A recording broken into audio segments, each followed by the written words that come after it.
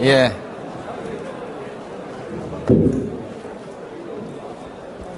자,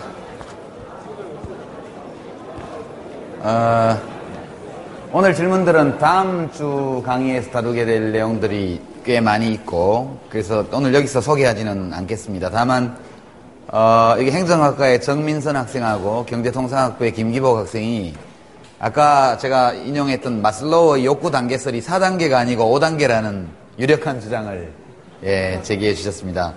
저도 이게 배운 지가 한 15년 전에 배운 거였는데 4단계였는지 5단계였는지 분명치 않네요. 제 기억에는 4단계로 되어 있는데 학교에서 아마 자세히 배운 것 같은데 5단계라고 그러네요. 자아실현하고 사회관계에 대한 욕구 사이에 존중의 욕구 이렇게 들어있다고 하는데요.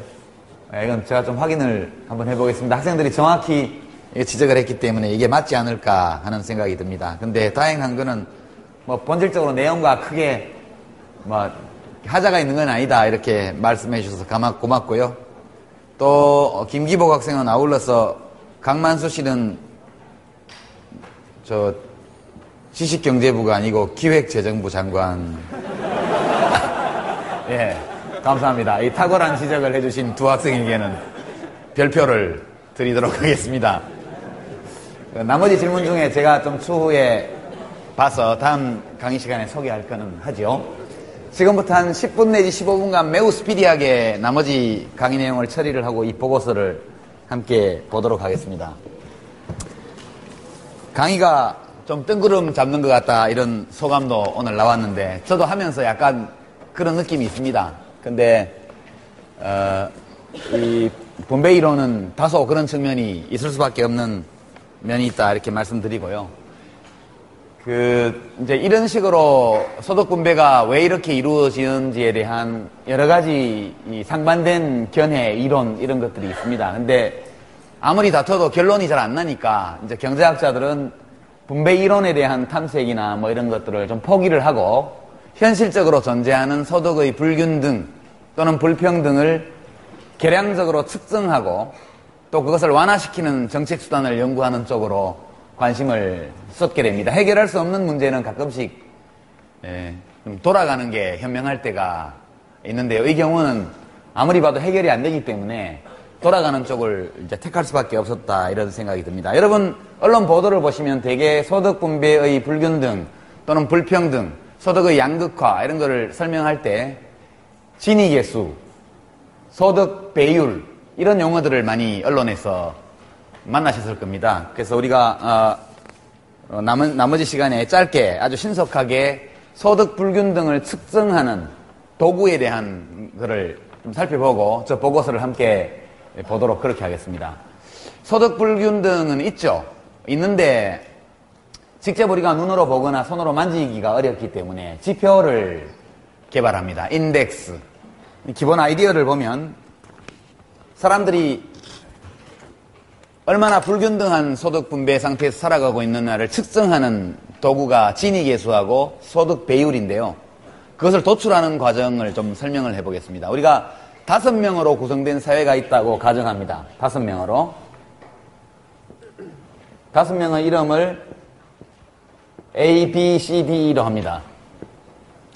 A는 연소득이 1만원, B는 2만원, C는 3만원, D는 5만원, E는 9만원이라고 가정합니다.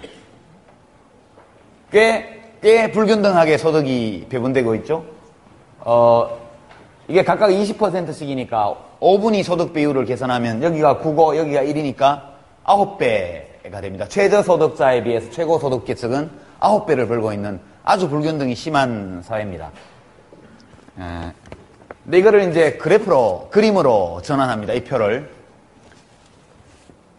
네모를 합니다. 네모. 정사각형입니다. 좀 삐딱하지만 정사각형이고, 이 오른쪽으로는 인구 누적 분포를 넣습니다. 인구 누적 분포. 여기가 100%가 되겠죠? 여기가 0. 세로에는 소득 누적 분포를 기록합니다. 여기도 꼭대기는 100%가 되겠습니다. 이건 무슨 뜻이냐면 제일 가난한 사람부터 제일 부자까지 차례로 줄을 세운다는 뜻입니다. 줄을 세워서 하나씩 하나씩 합쳐가는 거죠. 가장 소득이 낮은 20%에 해당되는 사람. 여기 지금 A죠. A의 소득은 전체의 5%죠. 이게 전체를 다 합치면 이게 1, 2, 3, 5, 9니까 20. GDP는 20만 원 되겠습니다. 이 사회에. 그럼 국민 총소득이 20이기 때문에 이 A가 얻는 1만 원이라는 것은 전체 국민 소득의 5%에 해당됩니다. 여기 5%. 점 찍습니다. 5. 그 다음에 이 A에다 B를 더합니다. B를 더하면 두 사람이 되니까 누적 인구 분포는 40%가 되죠. 그 다음에 이 사람께 5%가 있고, 그 다음에 다시 B는 2만 원을 벌기 때문에 이 사람이 얻는 것은 10%죠. 다시 5와 10을 더합니다. 그래서 누적이죠, 누적. 15%에 가게 됩니다. 15. 누적 인구 분포 40에 누적 소득 분포 15가 대응하는 점이 나옵니다. 그 다음에 C까지 또 같은 요령으로 합치게 되면 C는 여기 A와 B를 합친 데에서 A와 B를 합친 데서 C를 더하게 됩니다. C는 3만 원이죠. 3만 원은 전체의 15%에 해당됩니다. 15에서 15를 더하니까 30%가 됩니다. 여기 점이 하나 나오죠. 그 다음에 다시 D를 합칩니다. D를 합치면 누적 인구 분포는 80이 되고 누적 소득 분포는 5만 원을 더하게 되니까 5만 원은 25%죠. 그러면 55%가 되게 되겠죠. 55%.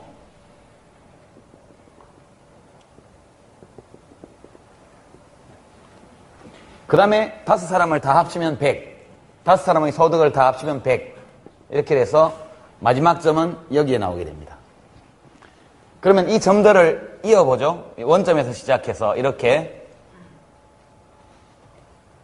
나는 삐뚤삐뚤하지만 여러분은 제대로 그리세요. 이렇게 됩니다. 이것이 소득 인구 누적 분포와 소득 누적 분포의 관계를 나타낸 겁니다. 만약 이 5사람이 똑같이 4만 원씩 소득을 얻는다면 똑같은, 그러니까 20만 원이 국민 소득인 나라에서 5명의 국민이 똑같이 소득을 균등하게 배분받으면 4만 원씩이 되겠죠. 그 경우에 이 점들은 이 대각선에 위치하게 됩니다. 따로 설명이 필요 없죠.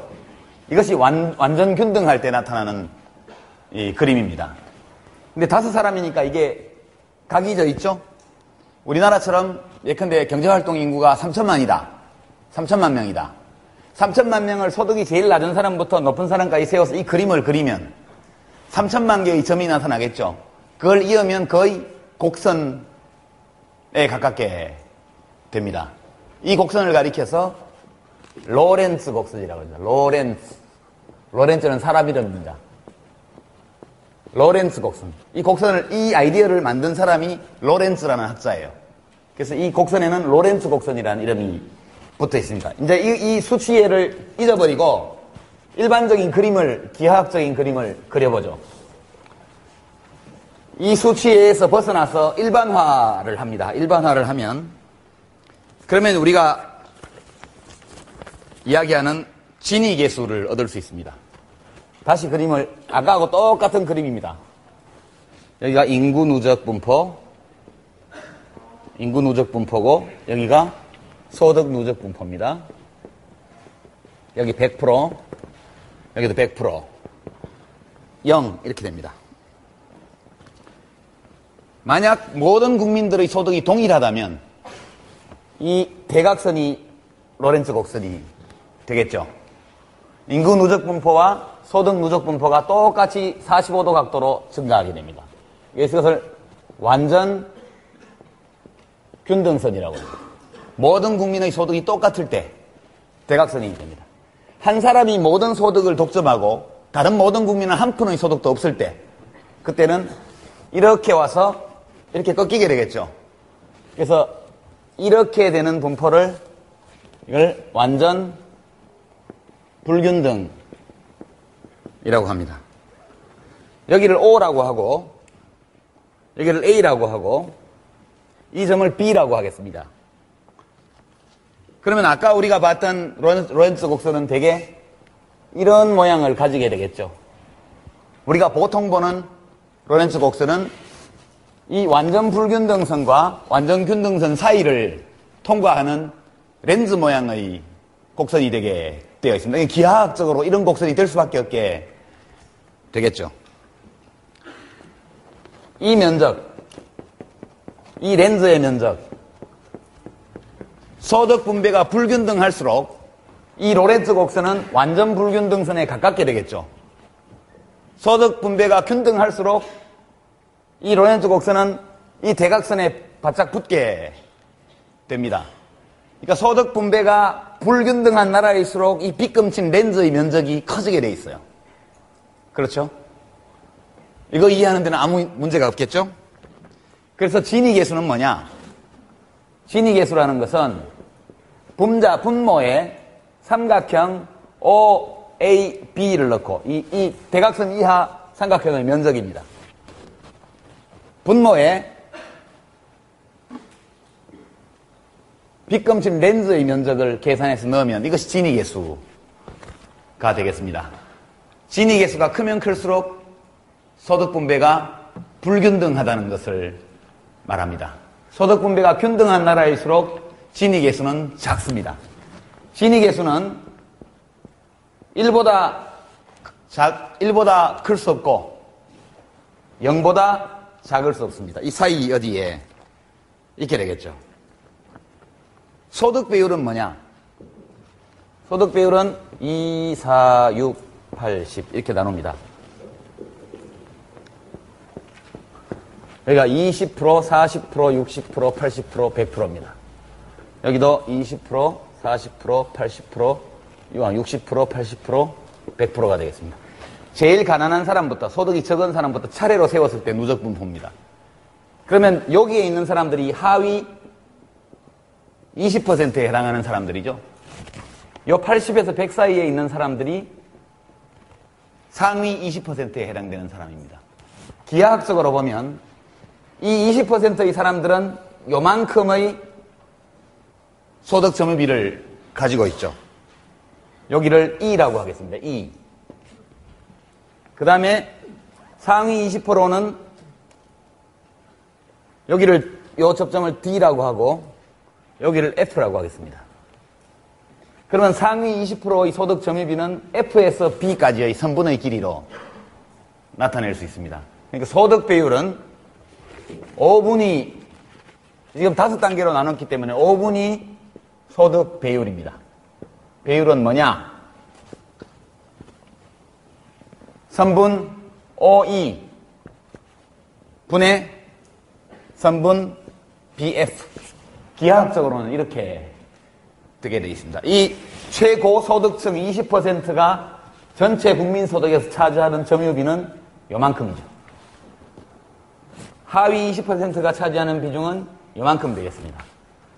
기하학적으로 보면 이 5분위 소득 비율은 선분 OE의 길이를 분모로 하고 선분 BF의 길이를 분자로 해서 낼 수 있습니다. 저 소득 비율이 높으면 높을수록 소득 분배가 불균등한 사회가 되겠습니다. 저게 낮으면 낮을수록 균등한 사회가 되겠습니다. 10분위 소득 비율을 구하고 싶으면 똑같은 원리에서 이것을 10단위로 자르면 됩니다. 근데 우리가 보통 진위계수를 구해서 이 넓이를 계산하고 이 넓이의 비율, 진위계수를 계산하고 동시에 5분위 소득 비율을 보조지표로 삼아서 소득 분배 상태를 살펴보면 소득 분배가 악화되었는지 또는 개선되었는지를 대체로 판단할 수 있습니다. 다른 소득 분배 지표도 여러 가지 있습니다만 대개 이 두 가지를 같이 보면 대부분 알 수 있죠. 이해가 되죠? 진위계수가 뭔지 여러분 이제 신문 볼 때 진위계수 하면은 대각선 완전균등선 밑에 있는 삼각형의 넓이를 분모로 하고 완전균등선과 실제 분배곡선 로렌츠 곡선 사이에 빗금친 렌즈의 넓이를 분모로 해서 계산한 거다.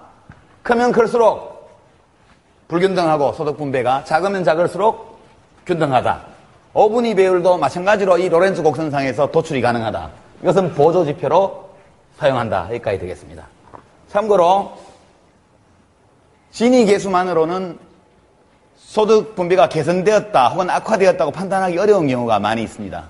예를 들어서 이런 로렌츠 곡선과 이 로렌츠 곡선은 분명히 판단할 수 있죠. 전 구간에 걸쳐서 L1이 L2보다 완전균등선에 가깝게 있기 때문에 L1의 로렌츠 곡선을 가진 나라는 L2를 가진 나라보다 훨씬 소득이 균등하게 분배되고 있다고 확언할 수 있죠. 그러나 만약 이런 로렌츠 곡선이 있으면 어떨까요? 로렌츠 곡선이 교차하는 경우, 이거 L3라고 그러면 L2는 L3와, 이 L1은 L2와 L3의 다에 비해서 우월하죠, 훨씬 더 균등한 소득 분배가 이루어지고 있는 걸 나타냅니다. 그러나 L2와 L3는 직접 질적인 비교를 할 수가 없죠. 이럴 때 진위계수를 계산해보면 진위계수가 높은 쪽이 불균등하다고 말할 수 있고요. 동시에 5분위 배분율을 함께 계산해서 살펴보면 비교적 분명하게 소득 분배가 규범적인 의미에서 개선되었는지 악화되었는지를 말할 수 있습니다. 균등하다는 것은 가치중립적인 표현이죠. 균등하다는 것은 바람직하다든가 바람직하지 않다는 의미를 포함하고 있지 않습니다. 그냥 같지 않다는 것을 말하는 거죠. 그러나 소득 분배가 악화되었다, 개선되었다는 표현은 가치 판단을 포함하고 있는 규범적인 평가입니다. 규범적 평가를 하려면 로렌츠 곡선을 비교를 해서 확실히 균등선 쪽으로 접근했던가, 아니면 교차하는 경우에도 진위계수 값이 줄어들고 그리고 보조지표인 5분위 배분율이나 10분위 배분율이 낮아졌을 때 그때 소득 분배가 개선되었다라는 규범적인 도덕적 혹은 정치적 가치 판단이 담겨있는 진술을 우리가 할 수 있다. 여기까지 말씀을 드리고요. 불균등과 불평등의 차이는 이런 겁니다. 불균등은 그냥 같지 않다는 것이고, 불평등은 옳지 않다는 표현이 포함되어 있죠. 만약 우리 사회의 로렌츠 곡선이 완전 균등선에 있다면 이것은 분배의 정의가 실현된 나라일까요? 어떨까요? 아니겠죠. 이 완전 균등선은 완전 균등이지만 불평등한 로렌츠 곡선입니다. 왜냐하면 이것은 필요의 원리에 위배됩니다. need. 그러니까 어떤 사람이 가족 구성원이 몇 명인지, 노부모를 모시고 사는지, 가족 중에 환자나 장애인이 있는지 등등에 대한 고려를 전혀 하지 않고 완전 균등한 거거든요. 필요의 원리에 비추어 볼 때 완전 균등선은 평등한 또는 바람직한 소득 분배라고 말하기 어렵습니다. 동시에 저 완전 균등선은 기여의 원리에 어긋납니다. 기여의 원리. 모든 사람이 똑같이 사회 발전이나 경제 발전 또는 다른 사람의 행복에 기여한 것이 아닌데 서로 다른 기여와 서로 다른 노력을 했음에도 불구하고 똑같이 보상한다면, 그렇다면 누가 힘들게 일을 하려 할까요? 이것은 기여의 원리에 어긋나기 때문에 완전 균등선이 곧 평등선은 아니다. 그 말씀을 드리고요. 지금 우리가 살펴본 간단한 개념들이 실제 정책 결정 과정에서 어떻게 사용되는지를 이 보고서를 통해서 한번 보도록 하겠습니다. 이 보고서를 다운받았다가 제공해준 학생에게는 가점 1점을 드리도록 하겠습니다. 다음번에 똑같은 도움을 주시면 또 1점을 드리죠. 매우 고맙게 생각하고요. 이것은 2007년 5월 2일에 대통령 자문 빈부격차 차별시정위원회가 대통령을 모시고 직접 보고했던 문서 그대로입니다. 이 전직 대통령 웹 기록을 찾아보면 대통령과 함께 읽는 보고서 이렇게 해서 수백 개의 문서가 올라와 있는데 그 모든 문서는 진짜 대통령에게 직접 보고된 문서 그대로입니다. 아주 복잡하고 큰 보고서가 있는 반면 통계 수치에 대한 짤막한 보고도 있고 여러 가지가 있습니다. 그 당시 이혜경 여성이시죠? 빈부격차 차별시정위원회 위원장이 청와대 사회수석 그리고 보건복지부 장관과 함께 이 보고서를 작성해서 여러 관련 장관들과 민간위원들이 모인 자리에서 대통령께 보고드렸던 내용입니다. 제목이 빈곤 및 소득분배와 개선효과 추이 이렇게 되어 있습니다. 그러니까 나라의 대통령이 양극화, 빈부격차 이런 문제들에 대해서 어떤 보고를 받고 어떤 검토를 거쳐서 어떤 정책에 대해서 의사결정을 내리는가를 이 보고서를 보면 비교적 잘 알 수 있습니다. 여러분 앞으로 10분 동안 여러분을 대통령으로 모시겠습니다. 보시면 우선 빈곤율입니다. 이 빈곤율은 또 다른 보조 지표입니다. 분배 상태를 알 수 있는 보조 지표. 절대 빈곤율은 이거는 최저생계비 이하의 소득을 얻고 있는 계층을 의미하고요. 상대 빈곤율은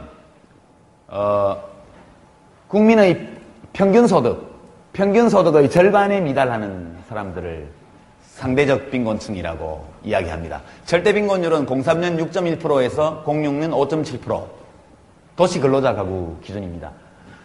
상대 빈곤율은 10.6%에서 10.8%, 03년에서 06년 사이에는 크게 악화되지도 개선되지도 않은 가운데 IMF 이후에 만들어진 어떤 절대 빈곤층 혹은 상대 빈곤층이 유지가 되고 있습니다. 밑에 그래프는 시계열 데이터입니다. 96년, 97년 그때는 낮았고 그 뒤에 98년도부터 상대 빈곤율은 급격하게 올라가게 됩니다. 절대 빈곤율은 올랐다가 좀 떨어지는 그런 추세에 있습니다. 이게 현재 빈곤계층의 추이고요.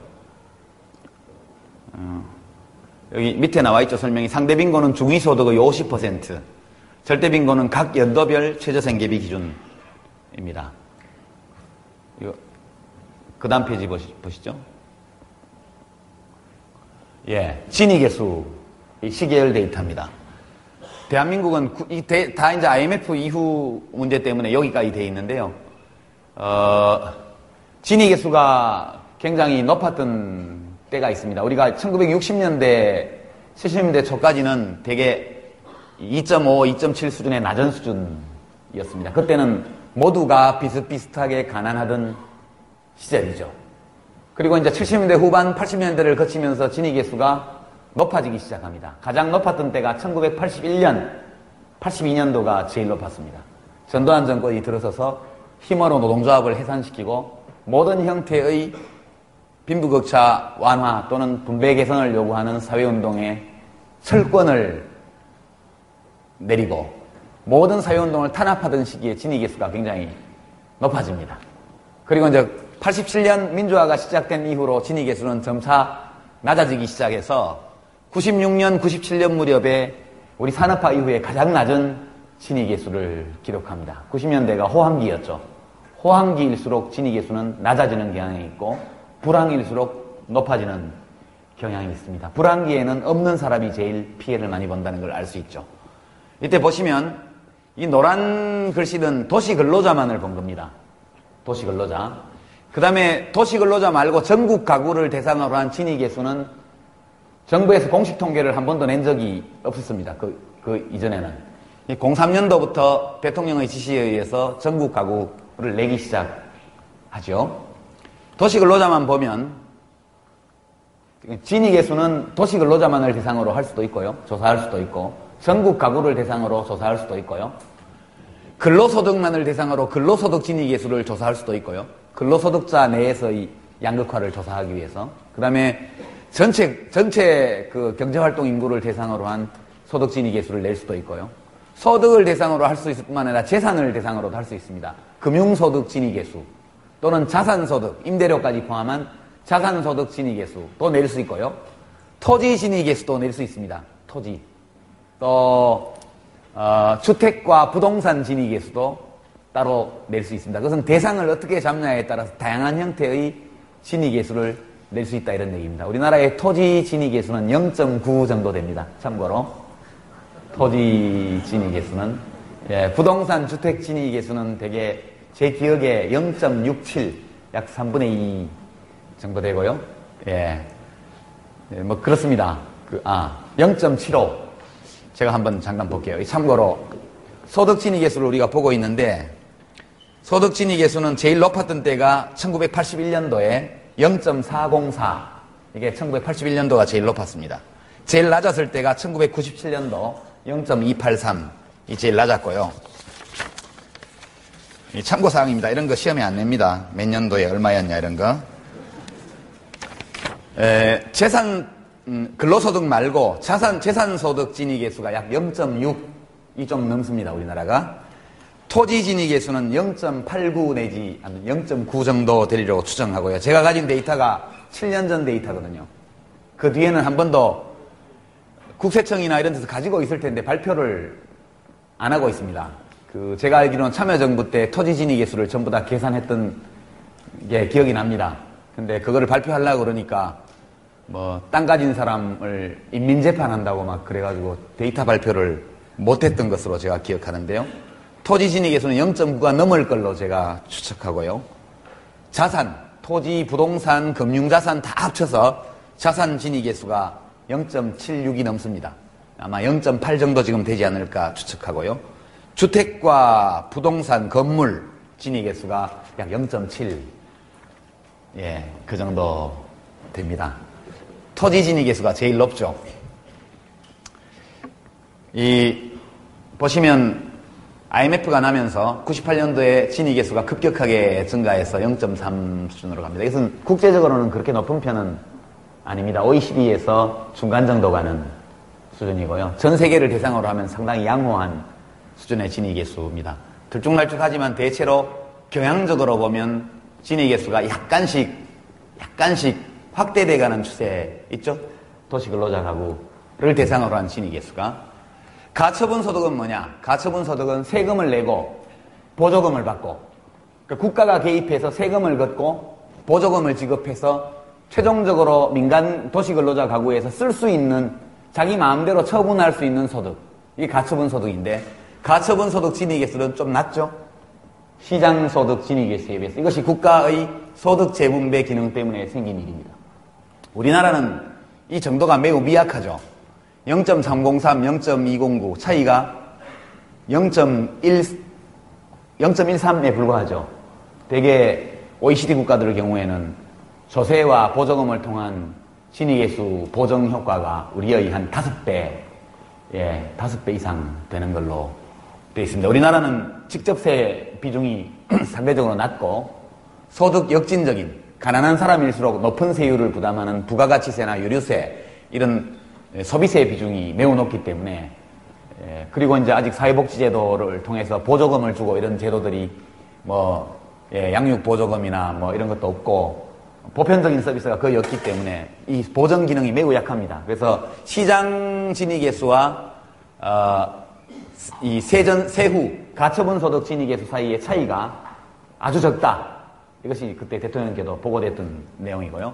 전국 가구를 대상으로 하면 진위계수가 훨씬 높아집니다. 왜냐하면 여기는 영세 자영업자, 농어민 또는 이제 노인 단독 가구 등등 소득이 극히 적거나 소득이 전혀 없는 세대가 모두 포함되기 때문에 전국 가구의 총소득, 이거는 이제 이전 소득, 누구한테 얻어쓰는 거 다 합쳐서 총소득이 이렇고요. 시장 소득은 지금 0.34 수준, 가처분 소득은 0.32 수준. 여기도 0.02 정도밖에 차이가 나지 않죠. 아주 국가가 결국 이 분배에 관해서는 기능이 있으나 없으나 비슷한 정도의 미약한 보정 효과밖에 못 냅니다. 여기가 그렇죠. 여기 좀 커졌네요. 여기는 이쪽은 좀 커졌습니다. 0.02 정도, 그죠? 0.02 그거네. 그래프상으로는 좀 벌어져 있는데 실제 수치를 보니까 그렇지도 않네요. 다음 보겠습니다. 다음 페이지요. 소득 오변이 배율 마찬가지로 보겠습니다. 거의 같은 경향을 보이죠. 96년, 97년에 매우 낮았다가 IMF를 기점으로 해서 점핑을 하고 그 뒤로 점차적으로 확대되는 추세에 있습니다. 여기도 시장소득과 가처분소득을 비교하면 보정효과가 약 0.04 정도에 0.4 정도에 그치고 있습니다. 전국 가구는 더 심각하죠. 여기도 마찬가지로 진위계수와 마찬가지로 노인 단독 가구라든가 영세 농어민 자영업자들이 들어와서 이렇습니다. 가처분 소득과 전국 가구 차이는 조금 아까보다는 조금 더 벌어져 있습니다. 0.7 정도 수준으로 보정 효과가 나타나고 있죠. 그러니까 진위계수와 소득 오분위 배율을 둘 다 관찰해 볼 때 IMF를 기점으로 우리나라의 소득 분배 상태는 매우 악화되었다 이렇게 말할 수 있습니다. 규범적으로. 진위 개수가 커졌을 뿐만 아니라 5분위 배율도 함께 커졌고 절대 상대 빈곤층도 늘어났기 때문에 단지 이 서술적으로 격차가 확대되었다는 표현으로는 부족하고 규범적으로 판단할 때 악화되었다 이렇게 말해도 좋겠습니다. 다음 보시겠습니다. 근데 이제 진위계수 개선 효과, 그러니까 국가가 개입해서 진위계수를 개선하는 효과는 좀씩 확대되어 가고 있습니다. 03년도 처음 조사했을 때 전국 가구를 보면 요만큼이었는데 06년도는 좀 더 커졌죠, 폭이. 도시근로자 가구를 대상으로 한 진위계수 차이도 99년, 2000년, 2001년에 비해서 2004년, 2005년, 2006년에는 훨씬 더 커졌습니다. 물론 원래부터 너무 미미했기 때문에 증가폭은 컸지만 아직도 그 효과라는 것은 아주 미미한 수준이다. 그렇게 말할 수 있고요. 이걸 자세히 들여다보면 개선 효과는 이렇게 좀 더 정밀하게 볼 수 있습니다. 요 퍼센티지로 봐서 원래 미약하니까 이 정도 퍼센티지라도 절대적으로는 아주 미약합니다. 갈수록 보정 효과가 커지고 있는 추세에 있습니다. 이 보고는 왜 대통령한테 들었냐 하면 참여정부 들어서 양극화가 확대 심화되었고 없는 사람을 더 못 살게 만들었다는 비판 여론이 워낙 많았기 때문에 과연 우리가 했던 것이 그와 같은 결과를 낳았느냐를 스스로 평가하기 위해서 이 조사를 했던 것입니다. 해본 결과 노력해서 이 보정 효과를 정부의 힘으로 개선은 했지만 전체적으로 악화되는 추세를 막는 데에는 이 정도로는 역부족이었다. 정부의 역할이 매우 미흡했다. 이런 결론을 얻은 것이죠. 다음 보시겠습니다. 5분위 배율도 마찬가지로 보정 효과가 뒤로 갈수록 효과가 조금씩 커지고 있습니다. 대개 보면 98년도까지는 이 효과가 있으나 마나 하다가 김대중 정부 때부터 참여정부에 이르기까지 점진적으로 보정 효과가 확대되는 양상을 가지고 있습니다. 개선 효과가 이렇게 퍼센티지로 봐서 3.2, 2.9에서 8.0으로 커졌고 지난 한 4, 5년간에도 11.9에서 16.7로 전국 가구 대상으로도 커졌다. 이것은 대개 이 개수 차이는 공적 이전 소득, 기초생활보장제도 이런 거 있죠? 예, 그 다음에 금년부터 시작한 그 기초노령연금 제도, 소득 없는 어르신들한테 뭐 한 8만 얼마씩 드리는 거, 그 다음에 중증장애인 장애수당 인상, 그리고 이제 시설아동과 가정위탁아동에 대한 그 계좌를 만들어주고 저축 지원해주는 거, 뭐 장애인 활동보조인 제도 등등 새로 도입된 여러 가지 제도의 결과 공적 이전 소득이 좀 커졌고 직접세 비중이 지난 10년 동안 좀 많이 올라갔습니다. 비중이 한 7, 8% 정도 올라갔고요. 그리고 사회보장세, 직접세가 올라간 것은 종부세, 종부세 이런 영향 때문입니다. 그리고 이제 사회보장세 이 경우에도 이제 그 여러 가지 건강보험이나 이런 다양한 사회보험 쪽에서도 조금 더 소득 재분발 효과를 내게 하려는 노력, 이런 것들이 겹쳐지면서 미미하지만 이 정도의 개선 효과를 냈습니다. 마치 꽤 많이 낸 것처럼 그래프에는 나와 있는데 너무 미미하면 보고받는 대통령이 심기가 불편하시니까 그래프상으로 약간 분식을 했죠. 예. 그런 정도는 해야 됩니다. 예. 다음. 이렇게 개선된 이유가 뭘까? 크게 개선된 것은 아니지만 약간 개선이 이루어졌는데 도대체 무엇 때문에 세전 시장 소득과 세후 또 사회보장비를 다 지출한 후에 가처분 소득 진위계수 사이에 격차가 조금씩 보정 효과가 커진 이유가 어디에 있을까? 그 원인을 찾아본 겁니다. 여러분, 이것은 우리 대한민국이 국가 성격이 어떻게 변해왔는가를 보여주는 그래프입니다. 이것은 통합재정 기준으로 국가의 예산을 어디다 쓰느냐를 지난 20년간에 걸쳐서 보여주는 그림입니다. 우선 보시죠. 국방예산, 여기입니다. 1987년 이전 전두환 대통령이 집권하고 있을 때 국방예산이 정부 재정에서 차지하는 비중이 25%가 넘었습니다. 이것은 박정희 시대 때부터 시작해서 지속적으로 25% 수준을 유지해왔던 겁니다. 이걸 보면 대한민국은 전두환 정권이 끝날 때까지는 역시 군사독재 국가다, 이렇게 말할 수 있죠. 예. 이것이 이제 노태우 정부 때부터 문민화가 이루어지면서 급격하게 내려가기 시작합니다. 내려가서 김영삼 정부 때까지 쫙 내려가서 이제 10%, 11% 수준까지 가고 나니까 더 내려가기가 어렵게 되어서 이제 11%대에서 지금 고정되어서 여기 지금 데이터가 06년까지만 나와 있는데 원래 07년까지 가야 되는데 새 대통령 취임하시고 나서 이 위원회 공화국이라고 이걸 많이 먹었잖아요. 청와대에 있던 각종 정책과제위원회를 다 없애버렸기 때문에 후속 작업을 할 수가 없어서 07년도까지 데이터를 업그레이드를 못합니다. 이걸 누가 해줘야 되는데 그래 연구자들도 이 데이터를 쓸 수 있는데 지금 06년까지 돼 있죠. 이 데이터를 찾아보려고 제가 정부 홈페이지를 다 뒤졌는데 어느 곳에서도 이 데이터가 어떻게 변화했는지를 알려주는 데가 없습니다. 그래서 유감스럽게 돼 있는데 대체로 이 수준으로 유지됐다 이렇게 보시면 되고요. 그 다음에 이제 경제지출을 보시겠습니다. 경제지출. 경제지출은 녹색입니다. 녹색을 보시면 경제지출 비중이 대개 17.7 수준이었습니다. 이것도 굉장히 높죠. 박정희 대통령 시절에는 약 20% 수준을 유지를 했습니다. 그러니까 개발 독재죠. 그냥 군사 독재가 아니고 개발 독재입니다. 국방과 경제지출이 전체 정부 지출의 반을 차지하는 개발 독재 국가였다는 것이 이 정부 재정 구조를 보면 드러납니다. 박정희 체제는 상당히 성공적인 개발 독재였고 상대적으로 경쟁력이 있는 독재 체제였습니다. 그 점은 분명히 인정을 해야 될 것 같고요. 경제 지출이 YS 때 김영삼 정부 때 엄청나게 올라갑니다. 그죠? 세계화, 국제화, 경쟁력, 국가 경쟁력 강화를 외치면서 기업들한테 어마어마한 보조금을 줍니다. 그리고 도로, 교량 이런 사회 인프라를 건설하는 쪽에 엄청나게 돈을 집어넣죠. 국방비가 내려간 것이 거의 다 경제 지출로 가게 됩니다. 보수 정권 맞죠? 김영삼 정부는 보수 정권이 맞습니다. 공급자 위주로, 기업 위주로 정책을 해왔죠. 이것이 이제 김대중 정부에 가서 초기에는 더 높아집니다. 왜냐? IMF가 터져가고 기업들이 줄줄이 도산하니까 그걸 지원하기 위해서 공적 자금부터 시작해서 경제 지원이 엄청나게 들어가게 됩니다. 그래서 27.5로 최고치를 기록하게 되죠. 그러고 나서 후반기에 쭉 빠집니다. 그러다가 카드채 위기가 또 왔죠. 참여정부 초기에도 경제 지출이 급속하게 증가하게 됩니다. 그리고 나서 바로 쭉 빠져서 18.4까지 내려갔습니다. 2007년도에는 약 16%까지 내려간 것으로 저는 기억하고 있고요.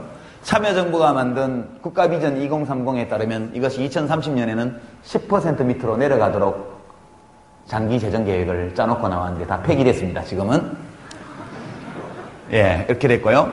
그 다음에 이제 이 파란색, 아이고 시간이 다 됐네. 빨리 하겠습니다. 교육 지출은 뭐 기복이 있지만 꾸준히 15% 내외를 기록하고 있고요. 그 다음에 이제 사회 지출을 보시겠습니다. 이게 전두환 정권 때까지 박정희 정권 때는 10%가 안 됐고요. 전두환 정권 때 약간의 상승이 있었고 민주화가 확 이루어지면서 국민들의 요구가 표출되면서 노태우 정부 시절에 급격하게 올라갑니다. YS 정부는 노태우 정부보다 더욱 보수적이죠. 경제 지출을 확 늘리면서 복지 지출도 깎습니다. 이렇게. 그리고 나서 IMF가 터지고 국민의 정부 들어서고 나서 빈곤층이 대규모로 발생하고 실업자가 대규모로 발생하면서 불가피하게 사회 지출이 급격하게 올라갑니다. 그리고 후반기에 안정이 되면서 좀 내려가다가 참여정부 들어와서는 의도적으로 사회 지출을 대통령이 계속 올리게 됩니다. 그래서 이것이 06년도에 27.9까지 갔다가 07년도에는 30%를 넘었을 것으로 저는 추측합니다. 왜냐하면 기본연금 3조 2천억 원이 신규로 도입되었고 뭐 기타 등등 그런 것들이 많이 있었기 때문에 되게 이 사회 지출이 30% 수준에 갔을 것이다. 2007년은 그렇게 보고 있습니다. 그러니까 대한민국의 국가 성격이 이 재정 지출로 보면 개발 독재 국가에서 보수적인 그런 국가로 중간 단계를 거쳐서 이제는 사회국가 성격으로 점점 진화해온 그런 양상을 보이고 있고 참여정부 들어서 그 진위계수라든가 어분위 배분율에서 시장소득 진위계수하고 가처분소득 진위계수 사이에 격차가 조금씩 벌어져서 보정효과가 나게 된 것은 이런 것 때문 사회지출의 증가에 기인한 것이다. 그렇게 다음 페이지 보시겠습니다. 근데 이제 좀 늘긴 늘었는데 우리가 어느 정도 수준이냐를 OECD 국가들하고 비교해 보겠습니다. OECD 국가에서 공공사회 지출이 차지하는 GDP 대비 비중입니다. GDP. 정부 재정이 아니고 GDP 대비 비중은 스웨덴이 이렇게 높고요. 독일, OECD 평균입니다. 이게.